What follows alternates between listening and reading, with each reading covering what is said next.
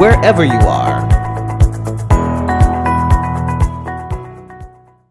The Centers for Disease Control and Prevention, CDC, the expert body on coronavirus, has released guidance for general public and healthcare professionals on the symptoms of the virus. A person could be at risk if they have any or all of the following: fever and symptoms of lower respiratory illness, such as coughing or difficulty breathing after traveling to areas with positive cases, or having close contact with someone who is ill and is now under investigation for the virus in the past 2 weeks. Fever or symptoms of lower respiratory illness after having close contact in the past 2 weeks with someone who has been confirmed to have the virus. The CDC defines close contact as being within about 6 feet 1.8 meters or within the room or care area of a person with the coronavirus for a prolonged period without appropriate protective clothing, or having direct contact with the infectious secretions of a person with the virus without protective clothing. Coronaviruses are particularly dangerous for people who have weaker immune systems, like young children and older adults. To protect yourself from the virus, try to avoid contact with people who display symptoms similar to those of pneumonia or the common cold, like coughing or a runny nose. Don't touch your eyes, nose, or mouth with unwashed hands. Wash your hands frequently with soap and water and scrub for at least 20 seconds. Use alcohol-based hand sanitizer when possible. Be careful when handling pets. The only current treatment for coronavirus being offered is supportive in nature. If you notice any of these symptoms and conditions, please contact your nearest professional healthcare setup. Help spread this information to everyone. The symptoms of the coronavirus are similar to those of the common flu or cold, which are consistent coughing and sneezing, fever that does not go away, and difficulty breathing. If you are experiencing any of these symptoms, it is advisable to stay at home until you recover, or if you want to go to your doctor, call first and tell your doctor of your symptoms, any recent travel or contact with travelers.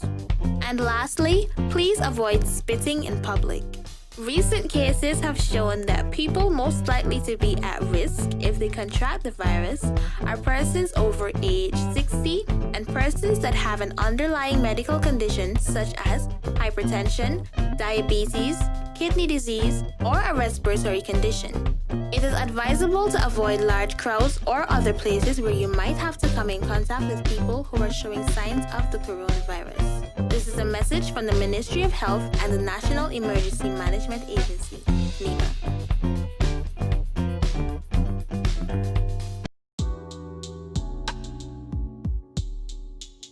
Hi everyone, I'm Dr. Dwayne Archibald, Head of Emergency Room at Joseph and France Hospital. Novel coronavirus has been topic of conversation globally and of course in St. Kitts and Nevis. Basically, the word novel in coronavirus identifies that this is something new to the human being. In preparation of COVID-19 in St. Kitts and Nevis, we have to be able to identify the symptoms.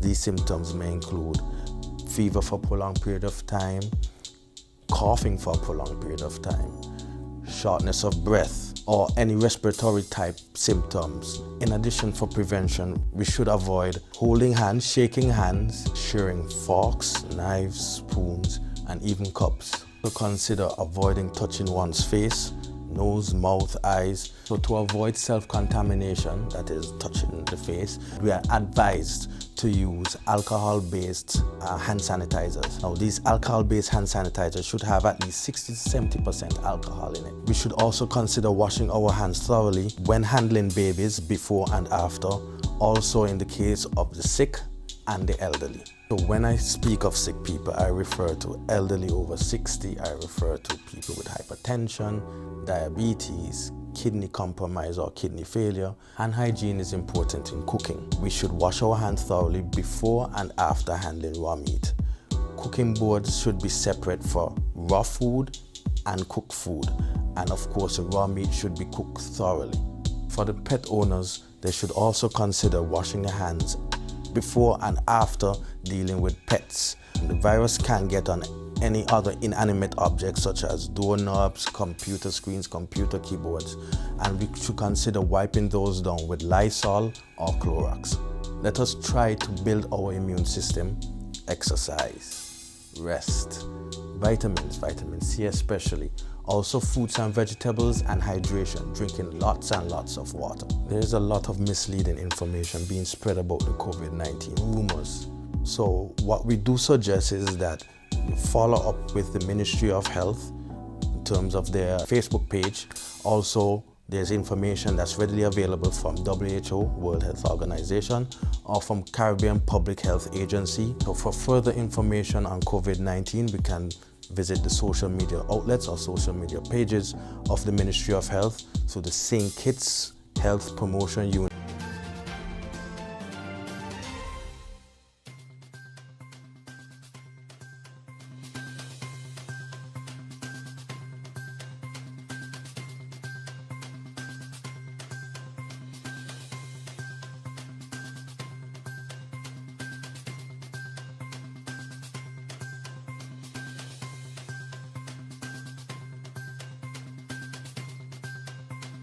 Is on.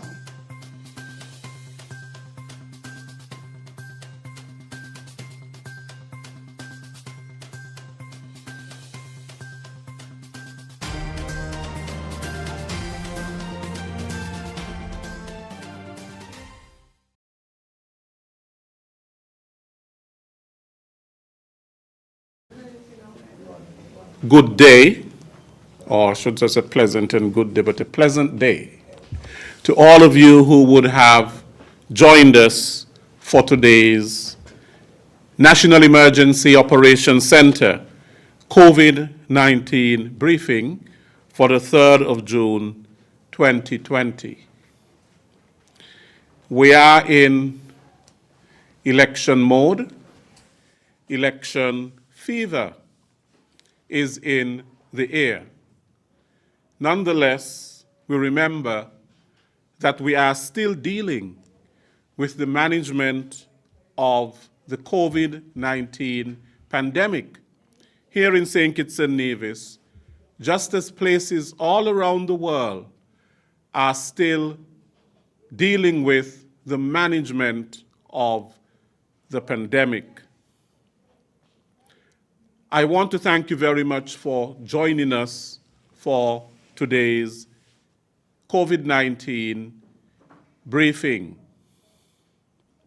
We continue to appreciate that you join us and you keep up to date with what is happening with respect to St. Kitts and Nevis and how the COVID-19 pandemic is being managed so that you can be the beneficiaries of good health, and so that you can be provided with the information necessary to mitigate against the spread of the COVID-19 here in St. Kitts and Nevis. Today, I would invite Superintendent Cromwell Henry, Divisional Commander of District A, to give us the report with respect to the law and how the law is being enforced with respect to the state of emergency that we still have here in St. Kitts and Nevis. Superintendent Henry.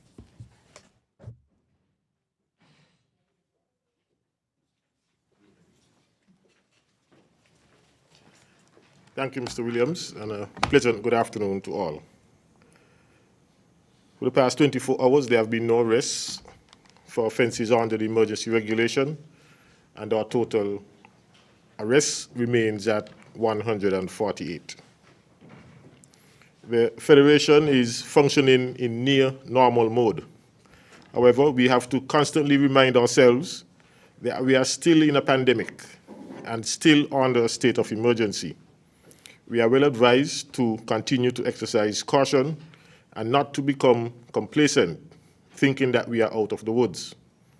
I'm advised that 21 days after the last confirmed case in Antigua, a new case of COVID has been confirmed.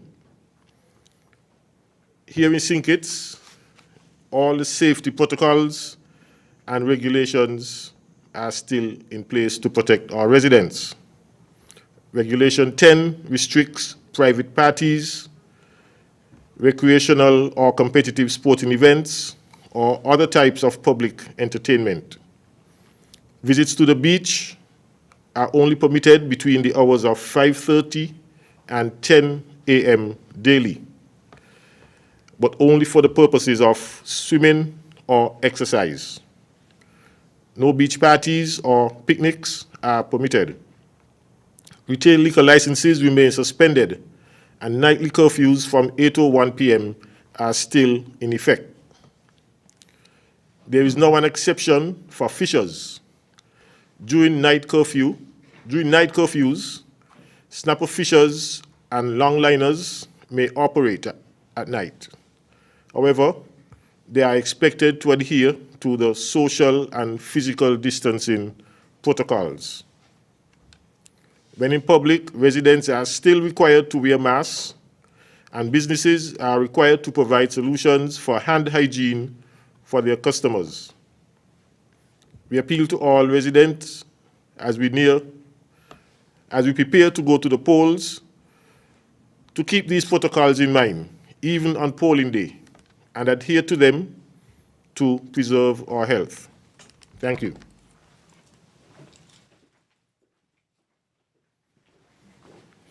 Thank you very much, Superintendent Henry. I now invite Chief Medical Officer Dr. Hazel Laws to give us the Health Emergency Operations Center COVID-19 situation report.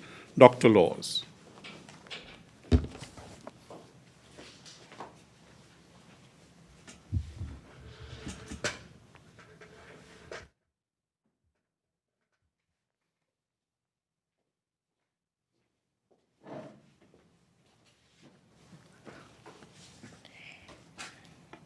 Thank you very much, Mr. Williams, and a pleasant good afternoon to everyone.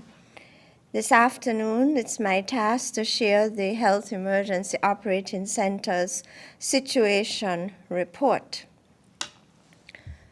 The new coronavirus was first noted in December of last year, and it was March the 11th of this year that the outbreak was characterized or declared a pandemic. As at this afternoon, the World Health Organization website tells us that there are 6,287,771 confirmed cases globally, and there are as many as 379,941 deaths.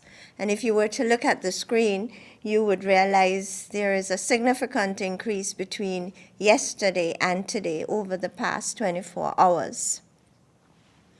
In the Federation, we would have surpassed the 400 mark in terms of testing. In other words, we've tested as many as 403 persons to date, and 387 of these samples were returned negative. And as I speak, we have one result pending.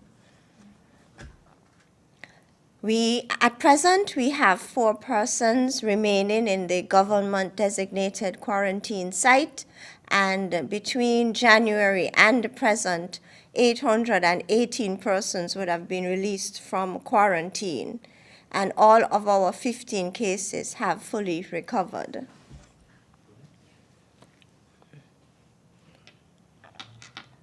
All right, so this afternoon, I want to utilize the opportunity to remind all of us that the virus continues to be transmitted from person to person all over the globe, here in the region, sub-region, and further afield.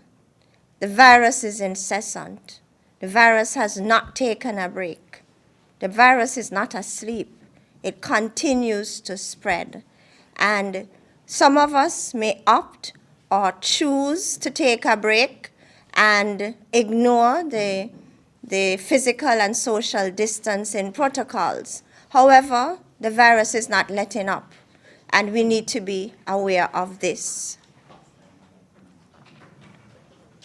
We each have a responsibility to reduce our risk of exposure to the virus. You and I have a responsibility of reducing our risk of exposure to the virus. And we can do so by adhering to the physical and social distancing protocols. We have a responsibility, individual and collective responsibility in so doing.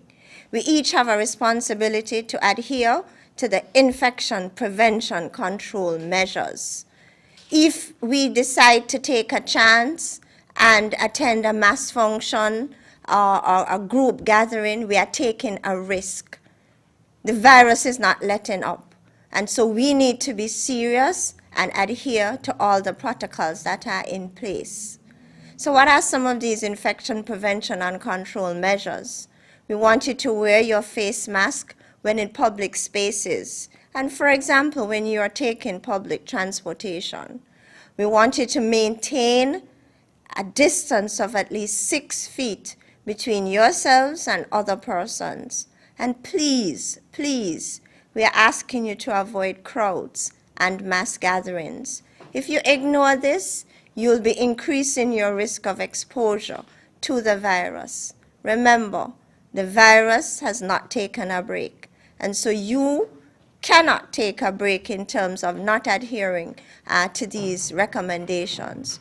We want you to wash your hands regularly or use hand sanitizer after touching potentially contaminated surfaces. We are asking you to keep your hands from your face. Keep your hands out of your eyes, nose, and mouth. And if perchance you're not feeling well, and if perchance you're experiencing respiratory symptoms, for example, coughing, sneezing, runny nose, please stay at home and seek health care. Make sure you are evaluated by your regular physician. Thank you.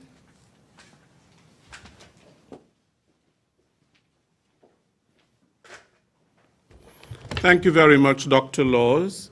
I now invite Mr. Abdias Samuel, Chair of the COVID-19 National Task Force and our National Disaster Coordinator here at the National Emergency Management Agency, NEMA, to address us.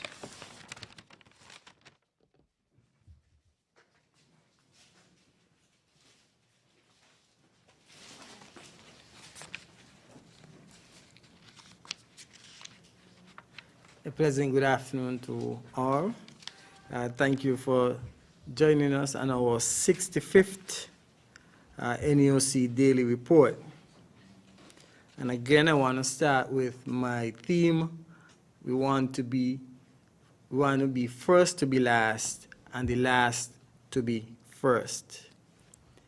One of the things that I have enjoyed, John James, is that when I put up the slides, Ms. Jacobs don't do no sign language. So we need to find a way to get our back up and running. Okay? Very important. Let's take a look at the updates for today in terms of the 311-911, and we see the significant reduction in engagements via telephone to our emergency systems. Next slide, please.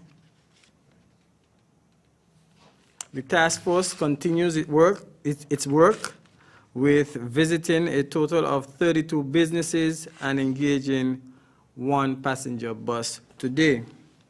And the percentages as displayed shows a high degree of compliance by these businesses and the transportation sector.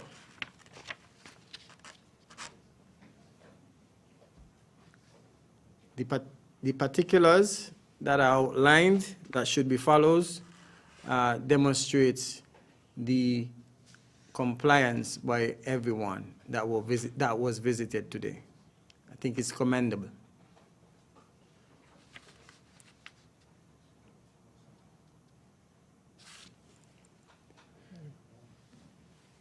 Right. Personal hygiene, that's very good. And as the appeal was made by Dr. Laws, I hope that we can continue these good practices as being demonstrated by the data presented before you. Interestingly, I think our borders are being monitored very well. I am pleased with the general population in the way they are demonstrating their vigilance and surveillance of our borders. I say that because I received over 100 telephone calls on the arrival of Liat into St. Kitts this morning. What you would have seen this morning, and it's on your screen, is a repatriation flight that the United Kingdom's High Commission in Barbados would have, the British High Commission in Barbados would have requested via the Foreign Affairs Office for Ministry, under the Ministry of, via the Ministry of Foreign Affairs on St. Kitts and Nevis. And this was, as you can see on the screen, this was a request that was made to the Permanent Secretary, Ms. K. Bass, for the repatriation of British nationals from St. Kitts and other parts of the Caribbean to the UK. And this was facilitated as these were departures. The flight this morning would have come from the Beef Island, Tortola, and to St. Kitts, and then would have proceeded to the other Caribbean islands, Barbados, Antigua, etc.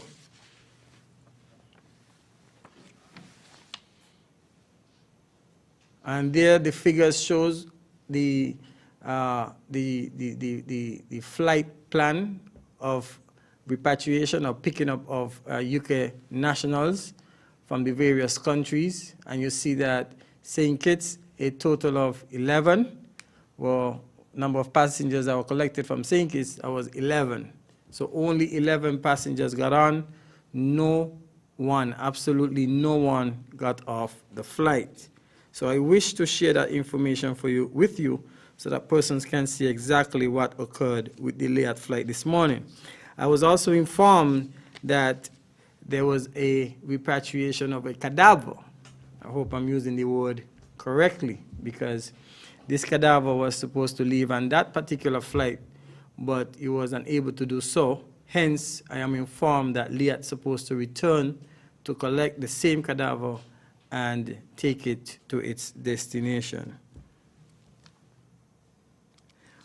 We are also waiting tonight the arrival of the RSS plane, that's the Regional Security System plane, and that plane will be bringing to us the observers for the general election. Again, let me repeat, the observers for the general election will be arriving on the RSS plane this evening at 6 p.m., or what we say in military time, 1800 hours. Let's take a look at the hurricane preparedness tip for today. Today we're going to take a look at hurricane or tropical storm warnings. And these will be issued in several categories.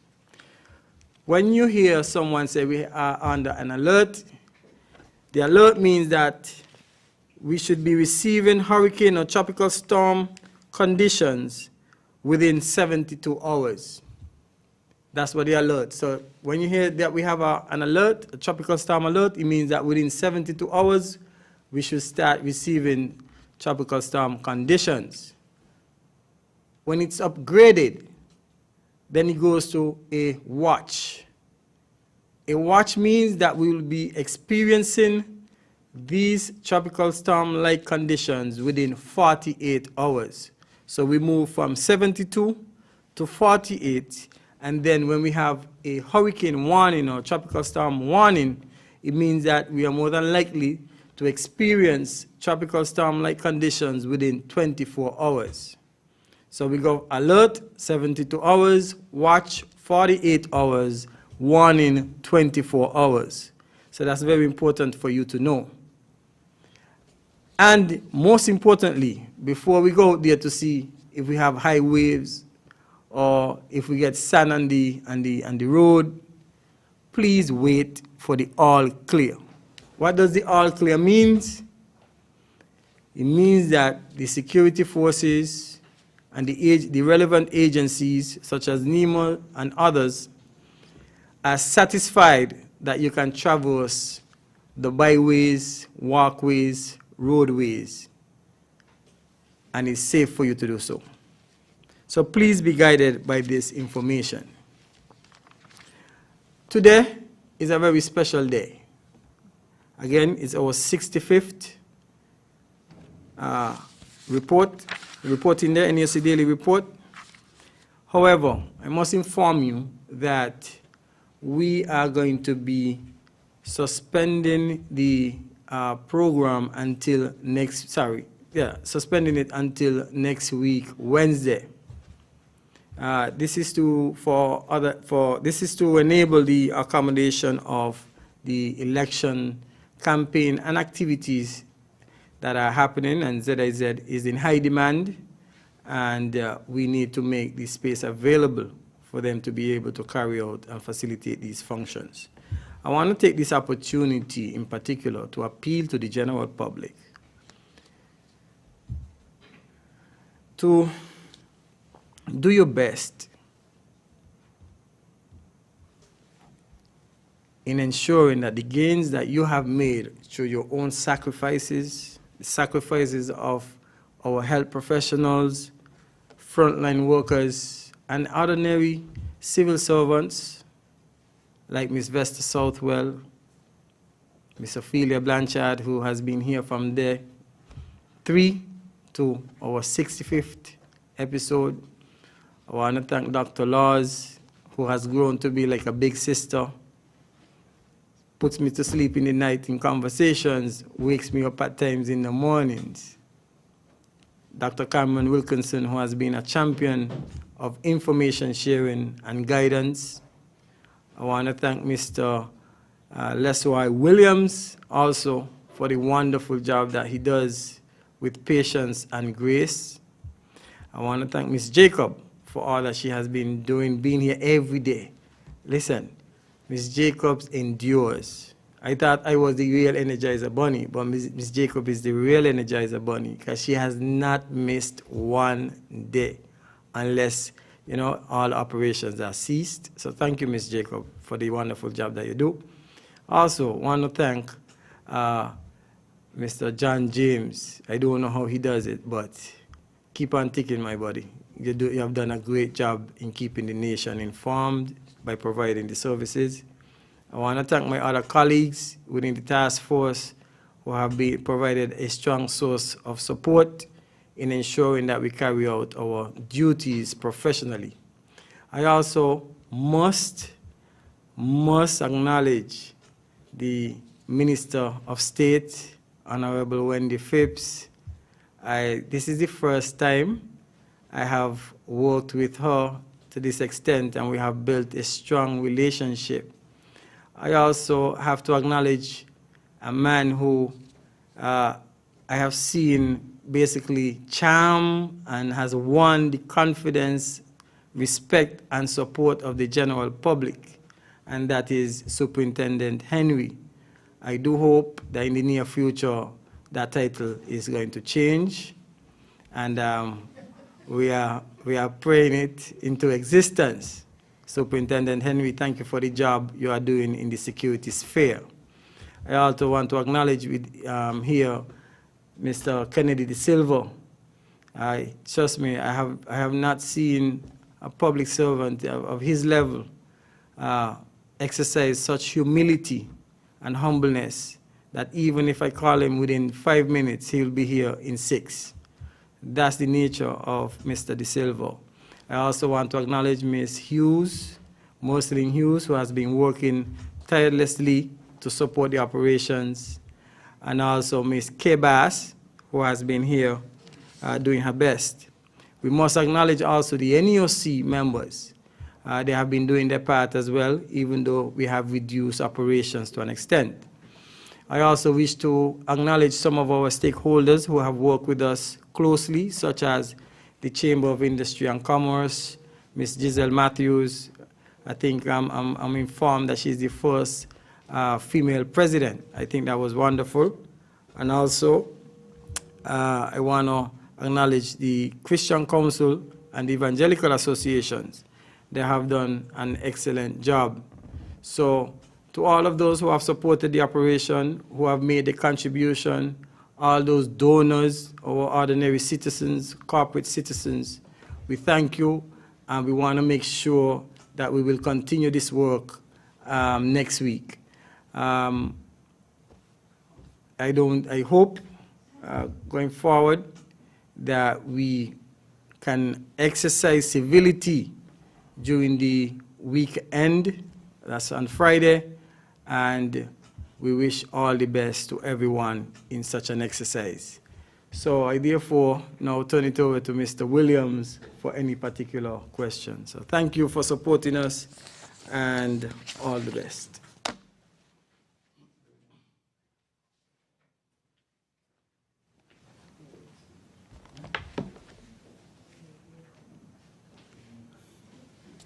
Thank you very much, Mr. Samuel, for your report.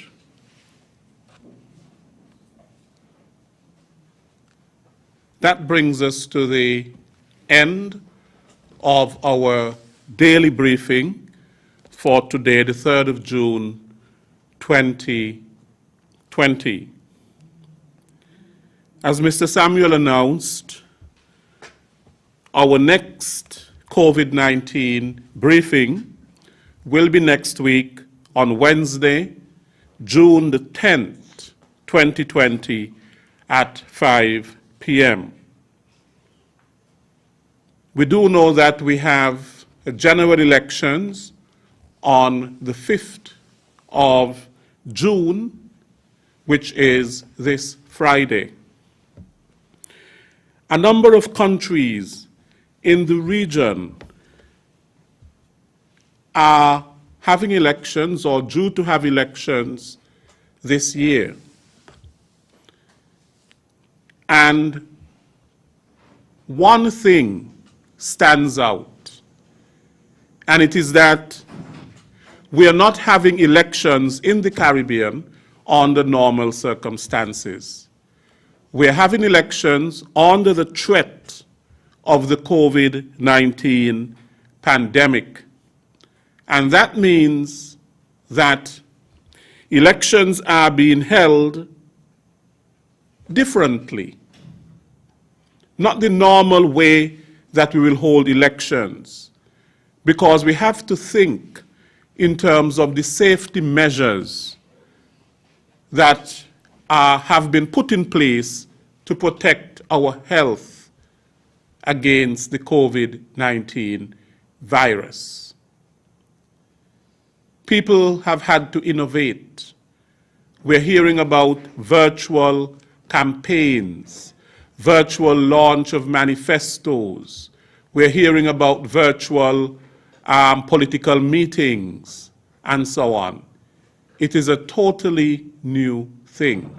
Social media is being employed more than ever before in the politics in the region. We have seen that Suriname have already had their elections on May 25th. St. Kitts and Nevis is due their elections on June 5th. The Dominican Republic has plans to have election on July 5th. And Haiti has plans to have elections later this year. What we saw coming out of Suriname is that their cases of COVID-19 were way down, I think, to one case. And after the elections, they had a spike that took them up, I think, to, they now have, in Suriname, they've had 55 confirmed cases, but they were way down to 1. And now they have 45 active. There are 45 active cases, of which 9 would have recovered. And the president of Suriname is blaming gross irresponsibility for the spike. And so as a result of that, the government has had to institute a lockdown again because of what has happened. I know that Suriname shares borders and so on with French Guiana and other places, and I suppose the borders were open.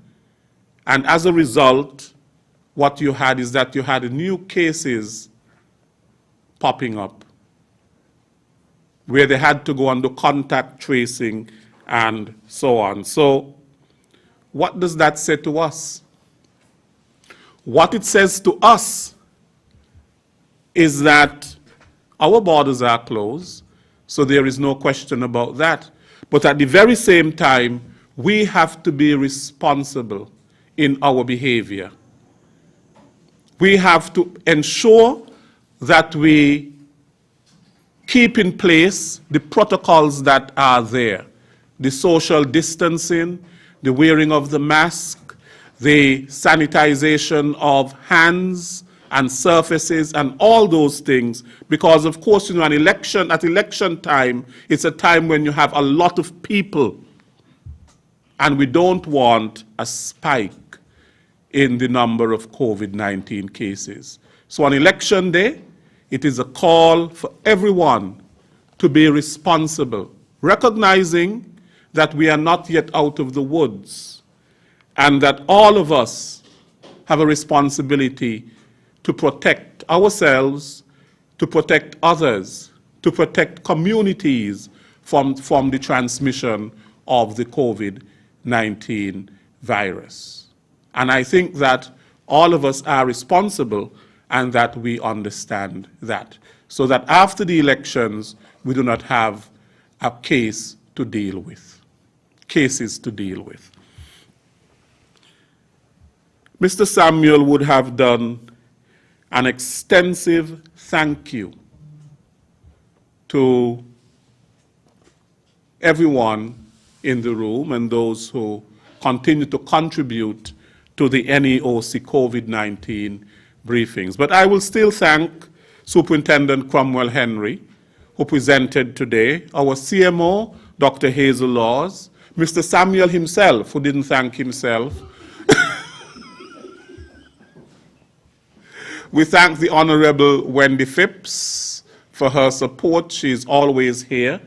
And we thank Ms. Vesta Southwell and Nigel Farrell, of course, who are a part of the communications team for the briefings, Dr. Cameron Wilkinson, Medical Chief of Staff, and the media, Mr. John James and ZIZ, Open Interactive, and all who continue to partner with us for these NEOC COVID-19 briefing. Thank you very much, Mrs. Jacob Christmas. I always get it. It's Christmas Jacobs for her service of sign language. We have a long break. We will be back on Wednesday, June 10th, 2020 at 5 p.m. Until then, have a happy elections, and we look forward to seeing you after the elections next week, Wednesday at 5 p.m. Until then, continue to be safe. Take care. I am Lesroy Williams.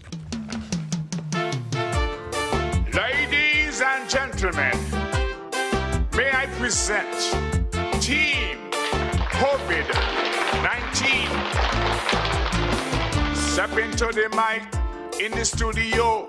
It's Dr. Laws, our beloved CMO, Medical Chief of Staff, Dr. Wilkinson, and Mr. Lesroy Williams, Team COVID-19 on the front line, coming to you in Calypso rhyme. So sit back, relax, and listen to what they have to say and the role they want you to play. Easy.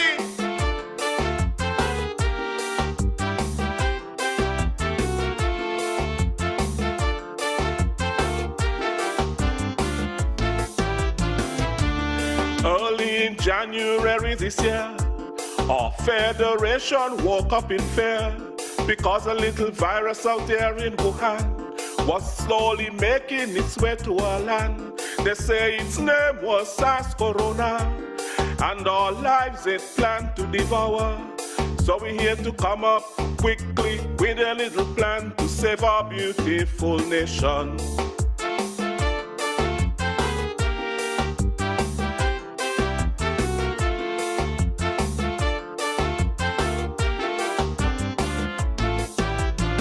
If it's a plan they want, then plan they will get. Because of people's lives we have to protect. Close down the airport and send back them big tourist ships so we could focus on this pandemic. Mr.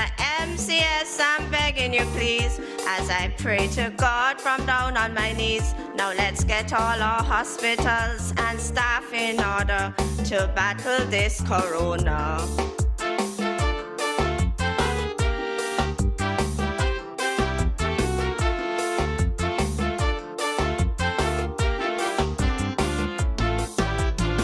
Well, Madam COO, I hear you loud and clear. We will win this fight, don't worry, don't fear. I'll sound the alarm and get all hands on deck. This war we will win and our people protect. To win this war we must flatten the curve. But don't overwhelm the nurses and doctors. Personal responsibility you must take indeed if we are to succeed.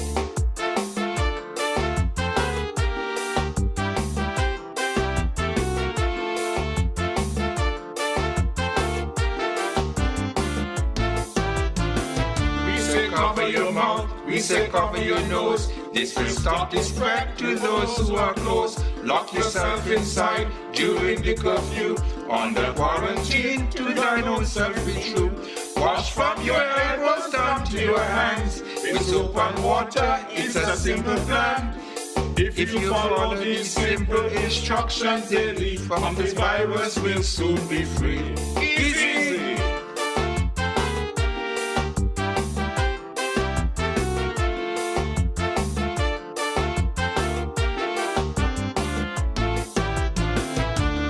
Now I know what you're thinking, but I only assisted with the recording.